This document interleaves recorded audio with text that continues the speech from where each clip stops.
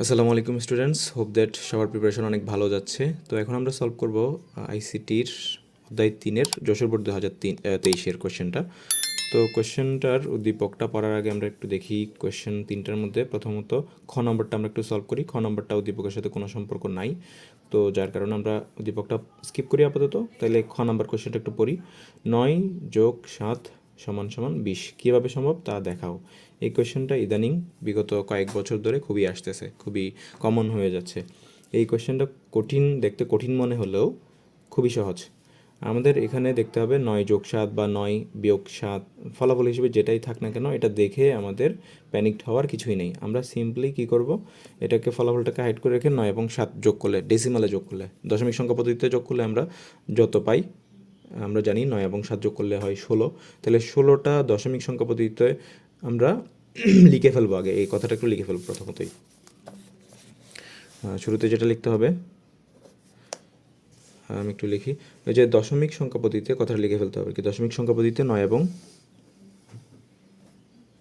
দশমিক সংখ্যা পদ্ধতিতে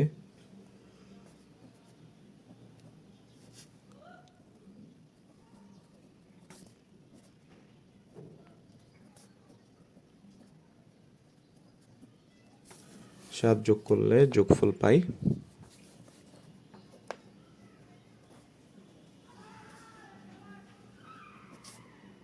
হচ্ছে 16। এখন এই 16টা আমাদের ক্যালকুলেটরে চলে আসবো। আমরা এখন 16টা ক্যালকুলেটরে লিখব। ডেসিমাল সংখ্যা পদ্ধতিতে আমরা তো পাইলাম, এই ডেসিমাল 16টাকে আমরা বিভিন্ন সংখ্যা পদ্ধতিতে কনভার্ট করব। তাহলে ডেসিমালে নিয়ে আসলাম। এখন 16 যদি দেই, 16টাকে কনভার্ট করব, প্রথমত হেক্সাতে কনভার্ট করব। হেক্সাতে কনভার্ট করলে আসতেছে 10। তাহলে এটা আমাদের আনসার হবে না। এরপরে আমরা দেখি একটু অক্টালে দিয়ে দেখি। তাহলে এই যে 16টা যদি আমরা অক্টালে কনভার্ট করি, আমরা পাচ্ছি 20। তাহলে আমরা সহজেই বলে ফেলতে পারি যে এখন 9 এবং এই যে 9+7 = 20, এটাই অক্টালে যোগ করলেই যোগফল কেবল 20 আসে, সেটা আমরা লিখে দিব। তাহলে এখন আমরা লিখতে পারি যে অক্টালে কথাটা একটু মেনশন করতে হবে আর কি। এখন তার আগে আমরা এই যে 16টাকে যে অক্টালে কনভার্ট করছি সেটা একটু লেখার চেষ্টা করব। এখন 16কে যদি 16কে অক্টালে,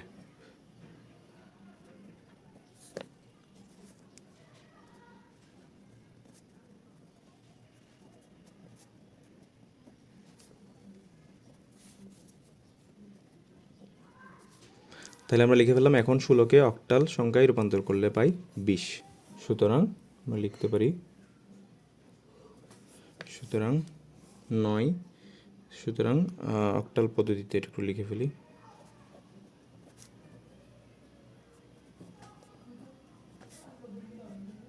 9+7 = 20 সম্ভব। তাহলে এটাই হচ্ছে আমাদের খ নম্বরের আনসারটা। এখন আমরা চলে যাব গ নাম্বারে। তো এখন আমরা গ নাম্বার কোয়েশ্চেনটা যদি দেখি, বলা হচ্ছে 2FC, তারপর এটা হচ্ছে 16। দ্যাট মিনস হেক্সাডেসিমাল সংখ্যাটি স্যারের নতুন সংখ্যা পদ্ধতিতে রূপান্তর করো। তাহলে এই জিনিসটা বোঝার জন্য আমাদের উদ্দীপকটা পড়া লাগবে।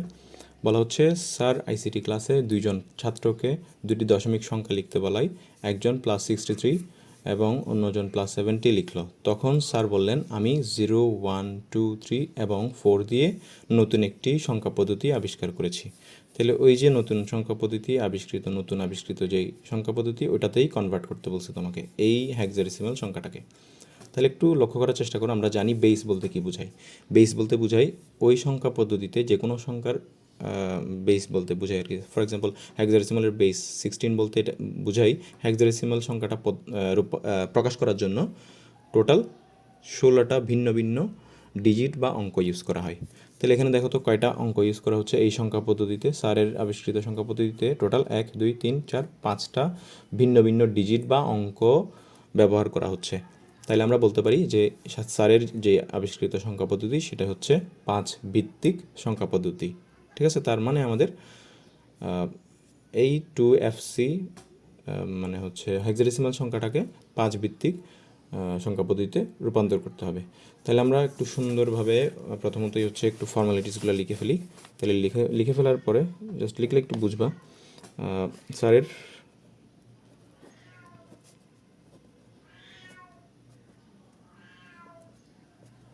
স্যারের আবিষ্কৃত সংখ্যা পদ্ধতিটি হচ্ছে, সংখ্যা পদ্ধতিতে টোটাল সংখ্যা আছে 0 1 2 3।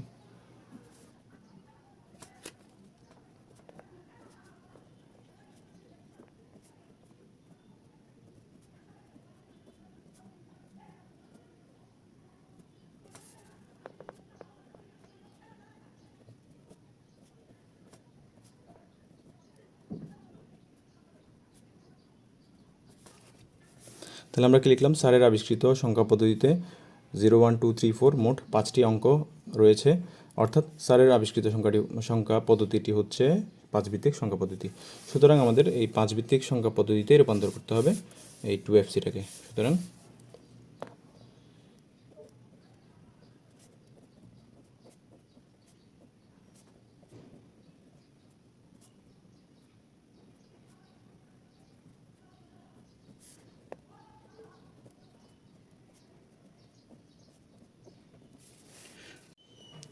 তো এক্ষেত্রে আমাদের একটা কথা মাথায় রাখতে হবে, সেটা হচ্ছে যে কোনো সংখ্যা পদ্ধতি থেকে, ফর এক্সাম্পল এই যে হেক্সাডেসিমাল সংখ্যা, সেটা থেকে যদি অন্য নতুন আবিষ্কৃত যে কোনো সংখ্যা পদ্ধতিতে কনভার্ট করতে হয়, তার আগে আমাদের যে প্রথম ধাপটা হবে সেটা হচ্ছে 2FC-টাকে ডেসিমালে কনভার্ট করতে হবে। তাইলে আমরা এখন প্রথম কাজটা যেটা করব, এটাকে ডেসিমালে কনভার্ট করার পরে ডেসিমাল যে আউটপুটটা থাকবে বা পাবো, সেটাকেই 5 ভিত্তিক সংখ্যা পদ্ধতিতে কনভার্ট করে ফেলবো। তাহলে আমরা এখন লিখতে পারি যে 2FC-টাকে দশমিক সংখ্যা পদ্ধতিতে রূপান্তর করে পাই। তো হেক্সাডেসিমাল থেকে ডেসিমালে কীভাবে কনভার্ট করে সেটা আমরা নিশ্চয়ই জানি। তাইলে আমরা এখন লিখতে পারি, কনভার্ট করে ফেলতে পারি 2FC is equal to 2 into এই যে হেক্সাডেসিমালের বেস লিখব, তারপরে এখানে পাওয়ার একটা হবে, ওটা আমরা পরে দিব, একটু পরে প্লাস দিব। প্রত্যেকটা ডিজিটকে আসলে ওই যে হেক্সাডেসিমালের বেস দিয়ে গুণ করা হয়, আমরা জানি। সংখ্যা পদ্ধতির রূপান্তরে যদি কোনো সমস্যা থাকে তাহলে প্লেলিস্টে দেখতে পারো বা আই বাটনে দেওয়া থাকবে, সেগুলো দেখতে পারো ভিডিও। তো এখন আমরা এটা এফটাকে কি দিয়ে গুণ করে দিব, 16। অবশ্যই এখানে একটা পাওয়ার হবে, সেটা আমরা একটু পরে দিচ্ছি, প্লাস দিব, তারপর সি ইন্টু 16। তো এখন আমরা পাওয়ারগুলো দিয়ে আসি, পাওয়ারগুলো হচ্ছে ডান পাশ থেকে দিতে হয়, তাহলে 0, তারপর এক এক করে বাড়তে থাকবে 1, তারপর হচ্ছে 2। তো এখন আমরা এটাকে একটু সাম বা একটু গুণ করে দেখাবো আর কি। 2 ইন্টু 16 টু দি পাওয়ার 2 বা 2 ইন্টু 16 স্কোয়ার, 2 ইন্টু 16 স্কোয়ার এর ভ্যালু আসে হচ্ছে 512, প্লাস এফ। আমরা হেক্সাডেসিমালে এফ সমান কি জানি, হেক্সাডেসিমালে এফ সমান হচ্ছে 15।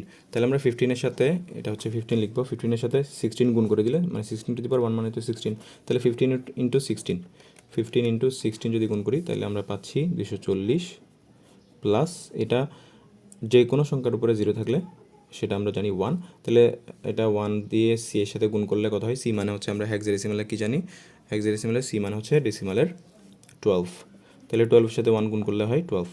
তো আমরা এখন টোটালটা যদি যোগ করে দেই তাহলে আমরা যেটা পাবো সেটা হচ্ছে ডেসিমালের আউটপুট 240 প্লাস 512 প্লাস 12, 512 প্লাস 12, 764।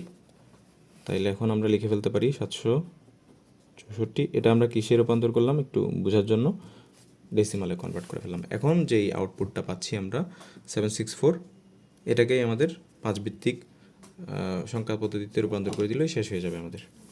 তাইলে এখন আমরা লিখতে পারি কি, আবার কথাটা লেখার পর এই যে 764 যেটা পাচ্ছি সেটাকে বাইনারিতে, 5 ভিত্তিক সংখ্যা পদ্ধতিতে কনভার্ট করতে হবে। তাইলে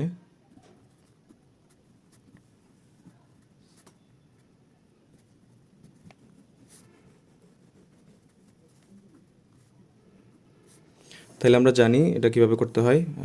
দশমিক সংখ্যা পদ্ধতি থেকে যে কোনো সংখ্যা পদ্ধতিতে কনভার্ট করার জন্য প্রত্যেকবার ওই সংখ্যাটার, যে সংখ্যাটাতে কনভার্ট করতেছি সেই সংখ্যার বেস দিয়ে ভাগ করতে থাকতে হয় আর কি, ভাগ করে করে যেতে হয়। তাহলে আমরা একটু ভাগ করি, 5 ভিত্তিক সংখ্যা পদ্ধতিতে কনভার্ট করব, বেস হচ্ছে 5, যার কারণে 5 দিয়ে বারবার ভাগ করতে হবে। 5 দিয়ে যদি 764-কে ভাগ করি তাহলে ভাগফল আসে হচ্ছে 152, তারপরে ভাগশেষটা এভাবে একটা হাইফেন দিয়ে লিখতে হয়, সেটা আমরা জানি। 152, তারপর ভাগশেষ থাকে হচ্ছে কত, 4 আই গেস, হ্যাঁ 4ই থাকবে। কীভাবে 4 একটু দেখাই, 152 ইন্টু 5, তাহলে 760, তাহলে 764 থেকে 60 বিয়োগ করলেই 4, ভাগশেষটা এই পাশে লিখলাম। এগেইন আমাদের কাজটা করতে থাকতে হবে যতক্ষণ পর্যন্ত না আমরা ভাগফল হিসেবে 0 পাচ্ছি। তাহলে আবার 152কে 5 দিয়ে, 152 ডিভাইড বাই 5, তাহলে আনসার বা ভাগফল হচ্ছে 30। তারপরে আমাদের ভাগশেষটা কত থাকতেছে, আই গেস দেখি একটু, 152 ইন্টু, সরি 30 ইন্টু 5, এই যে 150 হচ্ছে, তাহলে ভাগশেষ হিসেবে 2। তারপর আবার 5কে 30কে 5 দিয়ে ভাগ করলে হয় 6, তারপরে ভাগশেষ হিসেবে কি থাকে, রাইট 0 থাকে। তারপর আবার 6কে 5 দিয়ে ভাগ করব, ভাগ করলে কত পাচ্ছি দেখো, 6 ডিভাইডেড বাই 5, তাহলে 1 পাচ্ছি ভাগফল হিসেবে। ভাগশেষ হিসেবে কত পাচ্ছি, ভাগশেষ হিসেবেও 1। আবার আমরা 1কে 5 দিয়ে ভাগ করবো, আমরা বললাম ভাগফলের জায়গায় কিন্তু 0 আসতে হবে। তাহলে আমরা 5কে 5 দিয়ে যদি 1কে ভাগ করি, তাহলে আমরা ভাগফল হিসেবে পাবো 0, কারণ আমরা জানি 5 ইন্টু 0 ইকুয়াল টু 0। তাহলে 1 থেকে 0 বিয়োগ করলে আর কি, বিয়োগ করলে বা বাদ দিলে আমরা পাচ্ছি ভাগশেষটা এখানে লিখে দিব 1, এটা লিখে দিব। তো এখন আমাদের যেই সংখ্যাটা পাবো, যে সংখ্যাটা পাচ্ছি আমরা কনভার্ট করে, সেই সংখ্যাটা হচ্ছে এই যে নিচ থেকে উপরে আমরা সিরিয়াল ওয়াইজ যদি প্রত্যেকটা ডিজিট লিখে ফেলি, যে সংখ্যাটা দাঁড়াবে সেটাই হচ্ছে আমাদের আনসার। তাহলে 11024, এটাই হচ্ছে 5 ভিত্তিক সংখ্যা পদ্ধতিতে কনভার্ট করলে যা হয়, এটাই হচ্ছে আলটিমেট আনসারটা আর কি। তো আই গেস বুঝতে পারছো। তো আমরা সুতরাং একটু নিচে লিখে দেই একটু, শুরুতে কি ছিল, 2FC-টা কে 5 ভিত্তিক সংখ্যা পদ্ধতিতে রূপান্তর করে পাই, ভিত্তিক সংখ্যা পদ্ধতিতে রূপান্তর করে পাই 11024, এটাই হচ্ছে আনসার। তো এখন আমরা চলে যাবো ঘ নাম্বারে।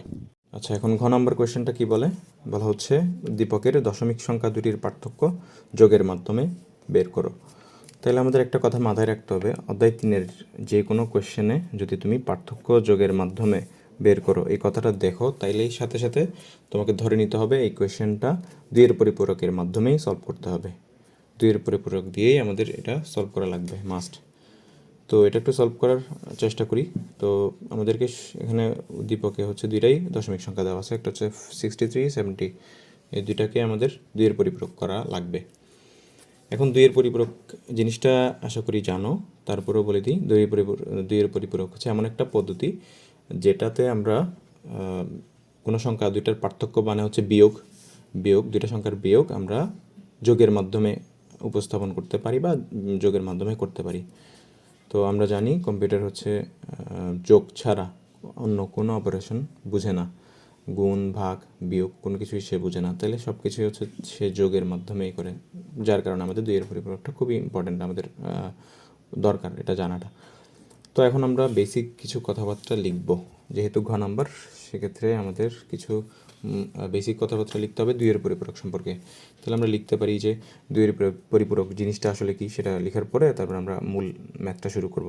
তো দেখতে পাচ্ছ এখানে আমরা লিখছি যে 2-এর পরিপূরকের মূল উদ্দেশ্য হচ্ছে কোনো সংখ্যাকে বিপরীতকরণ করা মানে হচ্ছে এই যে সাপোজ একটা 63 সংখ্যা, এটাকে যদি আমি -63-তে কনভার্ট করে ফেলি, মানে হচ্ছে 63, এটাকে যদি আমি -63 বের করতে চাই বা রূপান্তর করতে চাই, 63-কে নেগেটিভ সংখ্যায় রূপান্তর করার প্রক্রিয়াটা হচ্ছে আসলে বিপরীতকরণ, এটার মানে হচ্ছে বিপরীতকরণ। তাহলে বিপরীতকরণের মাধ্যমে কোনো সংখ্যার মানের পরিবর্তন হয় না, এই যে দেখো মানের পরিবর্তন হয় না, 63টা 63 সেম ছিল, বাট এখানে প্লাস ছিল, এখানে মাইনাস হয়ে গেল, এটাই হচ্ছে বিপরীতকরণ। তো এর মাধ্যমে কি, বিপরীতকরণের মাধ্যমে কোনো সংখ্যার মানের পরিবর্তন হয় না, কিন্তু চিহ্নের পরিবর্তন হয়, দেখলাম আমরা। তাই 2-এর পরিপূরকের সাহায্যে বিয়োগের কাজটা যোগের মাধ্যমে সম্পন্ন করা হয়। তো এখন আমরা লিখে ফেলতে পারি যে দেওয়া আছে, আমাদের মূল কাজটা আসলে এখান থেকেই শুরু হয়ে যায় আর কি। তো আমরা লিখে ফেলতে পারি, শুরু করতে পারি মূল ম্যাথটা এভাবেই, যে 2-এর পরিপূরকের মাধ্যমে সংখ্যা দুটির পার্থক্য দেখানো হলো, তারপর আমরা যেটা দেওয়া আছে সংখ্যাগুলো লিখে ফেললাম।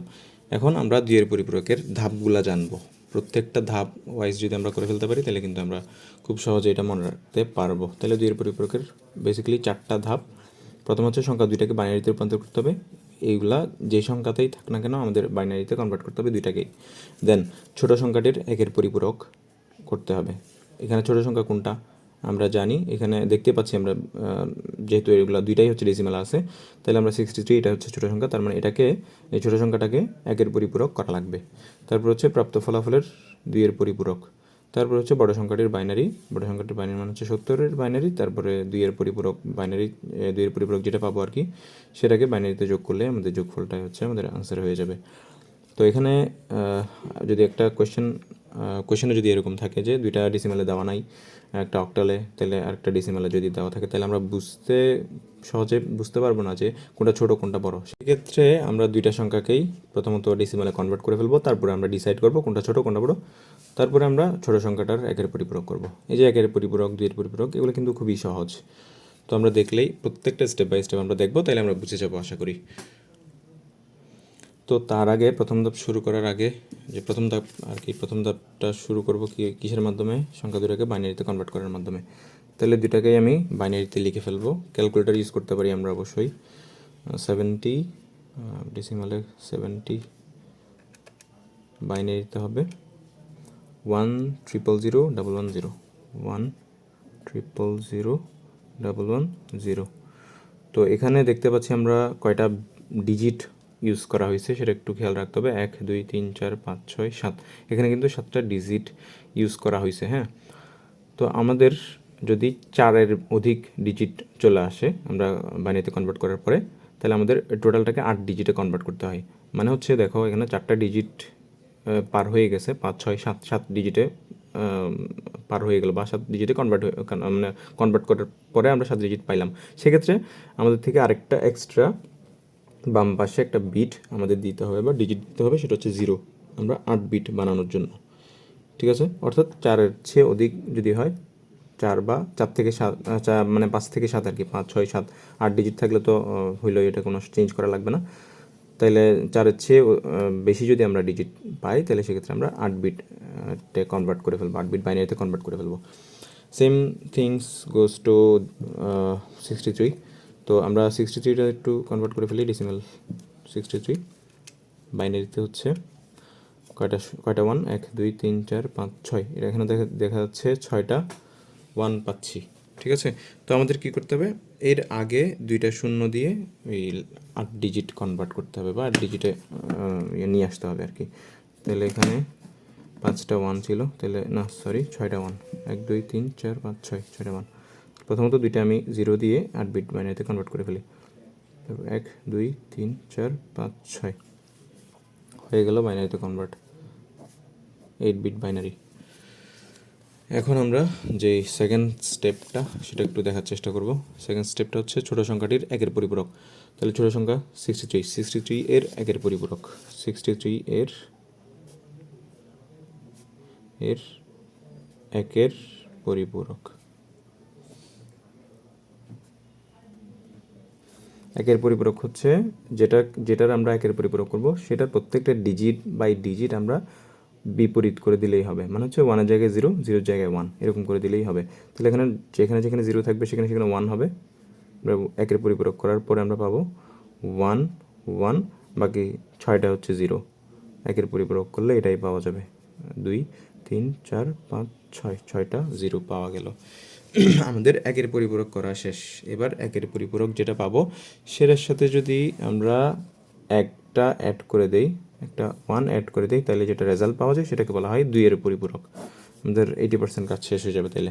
তাহলে আমরা জানি বাইনারি যোগ, 1-এর সাথে 0 অ্যাড করলে হয় 1, দেন বাকি 1 2 3 4 5 5টা হচ্ছে 0 থাকবে, 1 2 3 4 5টা 0, বাকি যে 1 1 ছিল সেগুলো 1 1 দিয়ে দিলাম। আবার একটু দেখি এখানে কয়টা ডিজিট, 1 2 3 4 5 6 7 8, 8টা ডিজিট। ঠিক আছে, এটা হচ্ছে 2-এর পরিপূরক। কার 2-এর পরিপূরক? এই যে 63 এর 2-এর পরিপূরক। একটু লিখে দেই,